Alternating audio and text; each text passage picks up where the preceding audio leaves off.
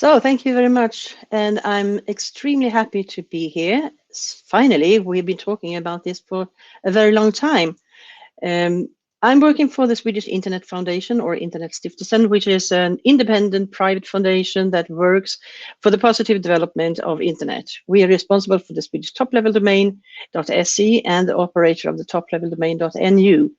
And our vision is that everyone in Sweden wants to, dares to, and is able to use the internet in a good way. So I have a very strong passion for the internet as a common communication platform, the biggest we've ever had. And it's been around for some time. I have to admit it was love at first sight. Myself, I'm more or less about the same age as BESK, Binary Electronic Sequential Calculator, called BESK in Swedish, the Sweden's first electronic computer.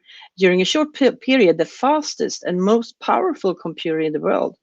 BESK was ready to use 1953 and served until 1966. And back then, the IT industry wasn't particularly large, but since then, programmers have become one of the largest occupational groups in Sweden, and the IT sector is emphasized crucial for the Swedish economy. And meanwhile, the proportion of women in the IT industry are still quite small, and any dramatic change doesn't appear to be in sight, unfortunately. And you can see me there. I was in second class on that photo. Yeah, so Ulrika mentioned the key to the internet. I can assure you that I don't have a key to the internet, but I do have a key that make the one of the most important cornerstones of the internet, the domain name system, more secure. And that actually made it to the milk package, to a child book, and to a cartoon magazine. The milk package was quite an experience because my American friends they called me and asked if I was missing, because that is how they use milk packages in the US. When I published this photo, that is, they don't have Swedish milk. Anyway, I will give you a quick idea of what digitalization entails in terms of threats and what is required to achieve a better security. We can state that the internet is about to disappear. Internet is like air. We do not talk about breathing, and we do not talk any longer about going online or connecting. We are there. It's meaningless words, and everything is online all the time around the clock. And we don't really think much about it and what the consequences is. The political goals have not become clearer or more measurable over the years. The political vision in Sweden is that Sweden must be the best in the world at using the possibilities of digitalization. And when I first saw this vision, my reaction was not to any price. I mean, there must be something that we have to be able to measure. Well, it's not the technology itself that shapes our future, it's us. Technology may strengthen our underlying human forces. And, let's see if no. There you go, sorry. In able to do so, we have to shape the future. We must be able to distinguish between infrastructure on the one hand, services and information on the other hand. These gentlemen are Tim Berners-Lee, the father of the web, and Vint Cerf, the father of the internet, as you probably recall or know. And they know what is what, but who cares? Well, we better, because if we don't, we will mess up, really. Our society today is completely dependent on a reliable function and digital infrastructure. In recent years, technical errors and other disturbances have knocked out vital services and functions. Digital infrastructure is the result today of a number of private actors' decisions and initiatives. It was a long time ago when the state had anything to say about infrastructure in electronic communication. And no one has the whole picture. This increases the risks of lower infrastructure security, operational reliability, and robustness. So there is some uncertainty about what to protect ourselves from and why? A never-ending stream of apps finds its way to our daily internet presence. Some of them carry malicious code. Google really needs to limit the spread of Android malware, for instance. In September alone last year, research revealed a total of 172 infected apps in the Play Store. Well, that doesn't sound very much, does it, when we know the huge number of apps there already? But the worst part, these apps had gathered over 335 million installations when they were discovered. So we trust apps, we trust our phones, both contain vulnerabilities. Do not install apps that you don't know what they do, where they come from, and that very few have downloaded, because then you're asking for trouble. And speaking about trust, don't trust email, don't trust social media, don't trust that email comes from your bank or tax agency. Don't trust the friendly voice of the phone. Don't trust bad passwords. And don't trust what you see on the internet. Trust is good. Control is better. And whenever you connect something to the internet, it's visible on the internet. And if it's visible, it's reachable and a potential target for attacks. If you do not take special measures, of course, to prevent it, the search engine Showdown that you can see here looks at connected gadgets, power plants, factories, coffee machines, toasters, refrigerators, and what we have now chosen to connect. We need to be aware that there are risks of disruption in the form of malicious code and intrusion attacks. Viruses, worms, trojans, all spywares and things can end up on a device when you download a file or program from the internet, or if we connect a factory to the internet. If we open a file, if anything that is connecting is at risk for downloading malicious code. So when we connect something, it's a potential target unless we do something to prevent it. All this, oops, oh, that's a bit quick, sorry for that.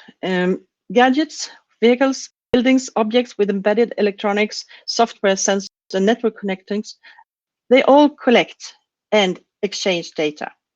IoT is a part of our daily lives now, whether we like it or not. I'm sure some of you have met Siri and Alexa, personal assistants, cars, watches, toasters, anything you can think of. And they are all powered by electricity. It will be online if it is. And if it's not online right now, it will just become online in a short time, sooner or later. Amazon's cloud had a fairly extensive outage in November last year that lasted for several hours and affected a lot of services. Some noted rather unexpected consequences. I mean, people can't walk and clean, and the doorbell didn't work, and I'm sure we have worse examples of the consequences of that breakage. To think of is, this might look funny, but believe me, it's not when you have some more serious services that you are using if you have this outage. And there is the fact that indicate that in addition to fraud today, there had also been a significant increase in distributed denial of service attacks since the pandemic began. With more and more people working remotely due to restrictions and shutdowns, congestion attacks have begun to prove more lucrative than before. Poorly protected apps and devices can easily become a weapon in someone else's hand and used to target third parties. I read an article yesterday that the entire government of Belgium was disrupted by a denial of service attack, which is quite serious. And a message: don't put all the eggs in the same basket. And so far, it has mostly been about crime for the purpose of stealing money or stealing information that can be turned into money. Today, we have the possibility to influence someone's pacemaker, for example. A group of researchers from the Medical Device Security Center in 2017 found vulnerabilities in wireless communication with certain heart monitors that allow someone to disable them remotely while sitting in a patient. Nearly 500,000 pacemakers were recalled by the American Food and Drug Administration, FDA, with a Class 1 recall, which is the most serious one. for fear that a certain weakness in the devices could be abused to drain the batteries or even change the patient's pacing rate, resulting in dizziness, fainting, and even death, as they dryly stated it in the report. And ransomware has actually led to at least one death. A female patient who suffered from a life-threatening illness was rejected on the night of the 11th September 2020 by the city of Dusseldorf University Hospital and died after the ambulance was redirected to Wuppertal, 30 kilometers away. The cyber attack was not intended for the hospital, according to the report from the German news agency RTL, but was aimed at a nearby university. And the attackers stopped the attack after the authorities told them that they actually closed down a hospital. But for that woman, it was too late. A study of more than 100 customer wireless routers from 7 mostly large vendors show that almost all tested routers are vulnerable to many old and often serious security flaws that our devices and their users at risk of being attacked. The study, called the Home Router Security Report 2020, was conducted by the German Fraunhofer Institute for Communication, Information Processing and Ergonomics. And they examined 127 router models from Asus, AVM, D-Link, Linksys, Netgear, all the famous well-known brands. Some routers had easily crackable or even well-known passwords that cannot even be changed by the user. Specifically, 50 routers were provided with hard-coded administration information. And how many people do you think update the router regularly? And how many do you think even tried to change the password? So routers today is a ticking bomb as well, since people are working from home with the private networks. And if a gadget is powered by electricity, I mentioned it will be online. And even if it is unlikely to be online, it's just as good to expect it is. We should not think in terms of protection, because protection is, though not meaningless, it's only one half of IT security. We need a new paradigm. And the new paradigm is that we are hacked. Everyone is hacked. And if you're not hacked, it's a good act it's good to act if you were hacked. If nothing else, it will become a fact sooner or later. This is a cartoon made several years ago, way before there was so widespread IoT thingies in our home and environments. And I think some of them are quite amusing. My favorite is the broom. My worst nightmare is the smoke sensor. But yeah, it's a possibility. For cybersecurity to become a reality, we must not underestimate the need for resources. And we must have useful and sensible tools. Everyone wants to do the job. If the tools do not allow, you improvise. And if the requirements are not set properly, it will not be done. It's easier and cheaper to let go. We must learn the basics of risk management and information protection in the digital world. In the physical world, it's much easier. Everybody knows that this will hurt when he gets electricity shock from the fact that he is having a metal ladder in a swimming pool with water and drilling with an electrical drill. That's gonna hurt. Employees' knowledge and awareness are easily taken for granted, while in fact they are often unconscious, pragmatic, and even a little pleasure-seeking. In the choice between a link of dancing pigs and security, users will choose the pigs every single time. They do not want to be secure. They want to have fun. What are the incentives for users to follow the security restrictions or rules? Good security is about creating a good whole all the way from the human to the machine and make informed decisions. And we can't just talk about IT any longer. Now we also have to consider OT, operation of industrial control systems. IT uses technology to handle information. In OT, similar technology is used for operations to control and control physical things.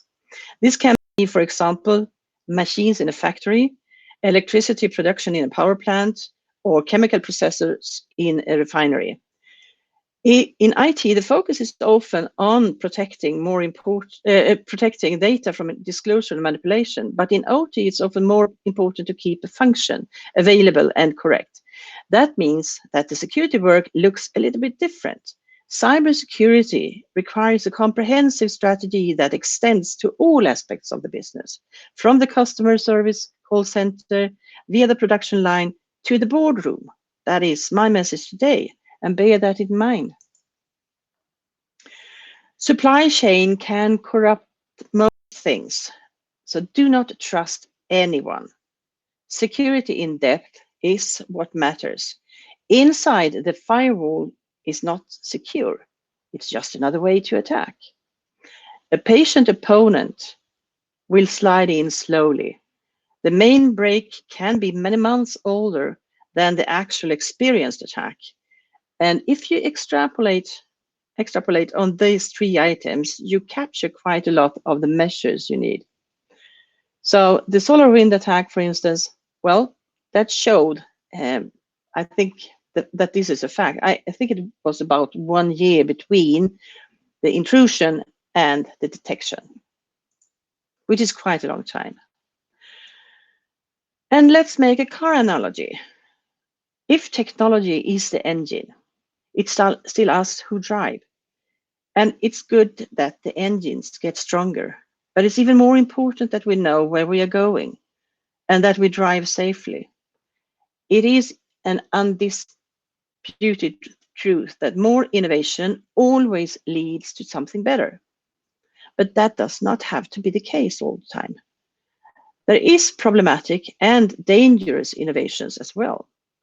And there's no surprise to anyone, I hope, that even criminals have a possibility to use innovations. Today, malicious code is written with use of AI to learn it to become better and more difficult to detect. Not only that, you have AI in phishing mail. They're using it to make sure that they be more and more convincing, and that social engineering become even a more stronger attack vector, which is actually a fact already today. Social manipulation is one of the most dangerous part of information protection today, because we have become quite good at protecting our IT systems, but we are not good at protecting the humans. So it's much easier today to hack a human than it is to hack a system. And the combination of them both, to use a human to get inside, that is really devastating.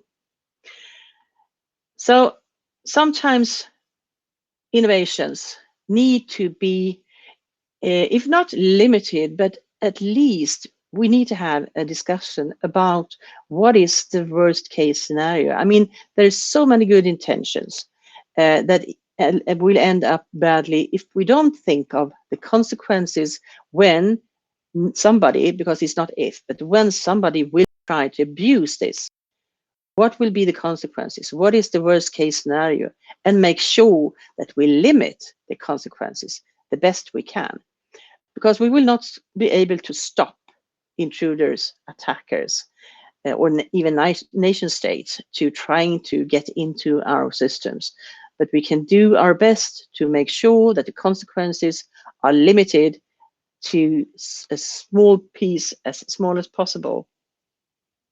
And we must dare to say, sometimes we won't do this because the risk is too big. We are not ready for this. It's not a mature technique. Time to market is very important. I fully understand that, but sometimes that can be the thing that actually hurts your idea, because people really lose trust in digitalization and in what we are doing and what we're trying to achieve. An easier and more convenient life to everybody. So the challenges we have today, and I hope you will hear more about, is the lack of knowledge, it's the lack of ability to protect our systems today. It's a lack of motivation. Why? It's a lack of availability to right tools, to the right sort of specification, to the right standards. And it's also trust. We need to gain trust. Not only that, we need to keep trust. And that I will end my presentation with one of my favorite quotes. Never attribute to malice that which can be adequately explained by stupidity, said by Robert G. Hanlon. Thank you very much.